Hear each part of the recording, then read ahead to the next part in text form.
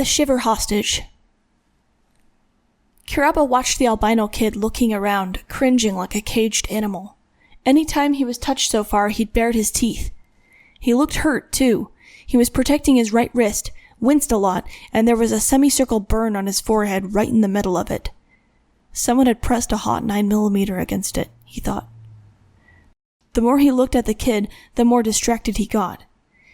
His observations were scattered when the boy looked back at him with startlingly constricted pupils. There was no animosity there, in fact, no emotion at all, and that was why it was frightening. This guy had said, "I'll kill you," with the same expression, like he wouldn't be his first or last time. He was a shiver. "I'm Kiraba." Kiraba held out his hand. The boy glanced back, then did a double take. Kiraba dropped his hand, losing his smile. "Ghost," the boy nodded at him. He didn't smile either. "And, that's my dad," Kiraba pointed. "Trite." Ghost nodded again. Kiraba watched as the guys in their scouting group got ready. They'd been planning to ambush a shiver as a hostage, but who knew one would just face-plant in the woods 30 feet away from them. At the signal, Kiraba's group approached the farmhouse where the shivers would be. They emerged onto the lawn, Kiraba on the left of their shiver captive, Dad on the other side. "Give me your gun," Ghost whispered to him.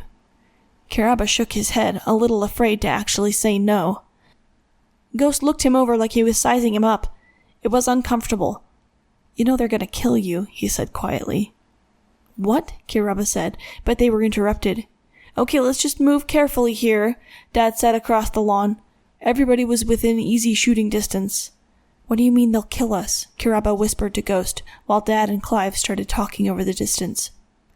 "I can tell you have no ammo," Ghost said. "Am I right?" Kiraba felt his heart drop. How'd he figured it out? "They'll figure it out too," Ghost said. "Well, we have knives too," Kiraba whispered, unbuttoning his sheath on his left hip. Dad was agreeing for the groups to send Ghost and Natalie across at the same time. "Hey," Ghost said to Kiraba, "you sensitive?" Kiraba frowned, very confused. "Hey kid, time to go back to your people," Trite was saying to Ghost. Suddenly, Ghost poked Kiraba in the back of the neck. That triggered a hunching up kind of reflex, and with that reaction he felt a firm grasp around his waist. Ghost snatched out the knife Kiraba had in the sheath on his belt. He'd wrapped Kiraba with his left arm to hold on to the sheath, so the yank out was hard and firm. He'd even planned for how stiff his new sheath was.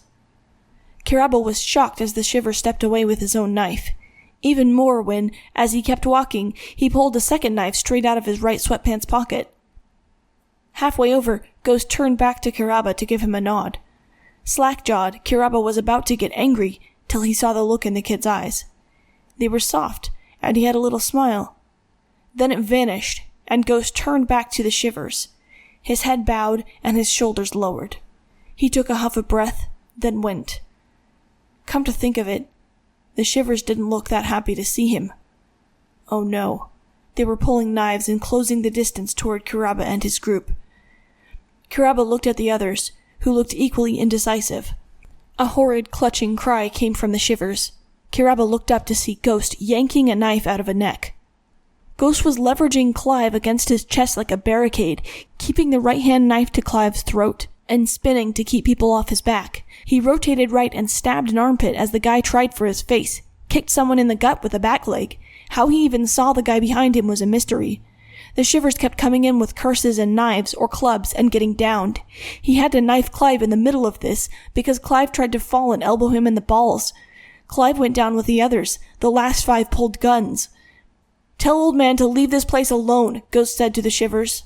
The 5 surrounded him, while the yellow caps surrounded the shivers. Then a couple fired, one at Ghost, one at the yellow caps. The yellow caps downed the 2 shivers, 2 fled, and the last grabbed Ghost and planted the barrel in his side, pulling him away from the yellow caps desperately. "He on your side?" the guy shouted.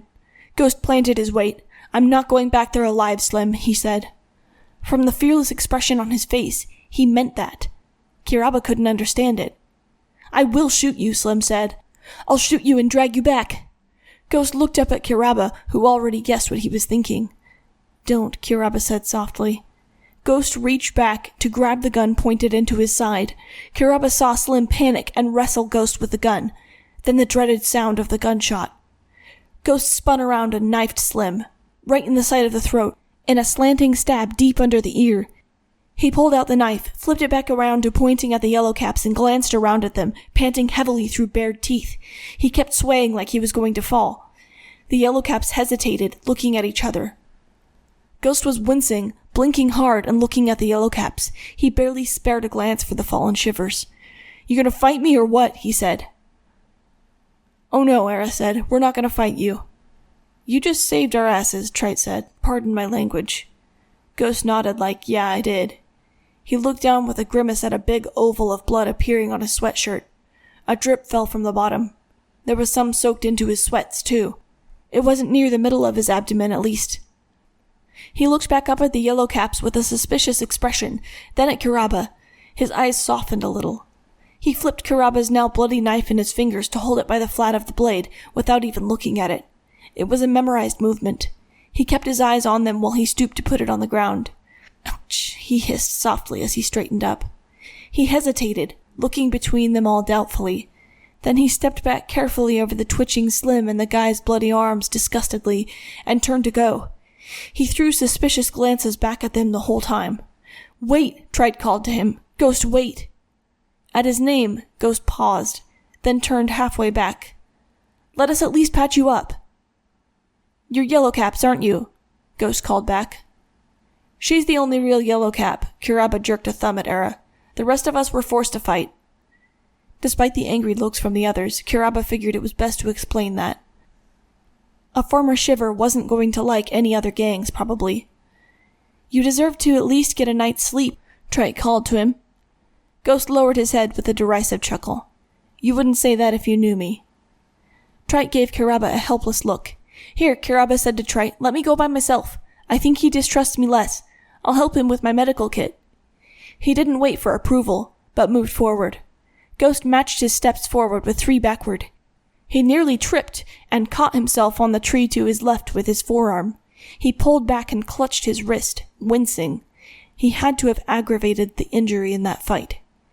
The sun was setting behind Kiraba, casting an unholy sort of orange across Ghost's pale face. Even the snarl matched up to the impression of a white shade. He looked completely out of place in the familiar woods. "It's just me," Kiraba said uneasily. "I'll come alone. Just let me help." Ghost thought, then nodded and released a sigh. He leaned against the tree with his legs awkwardly stepping into the brush at its base. Kiraba nodded at the other Yellowcaps. They didn't get the message, so he waved at them to go.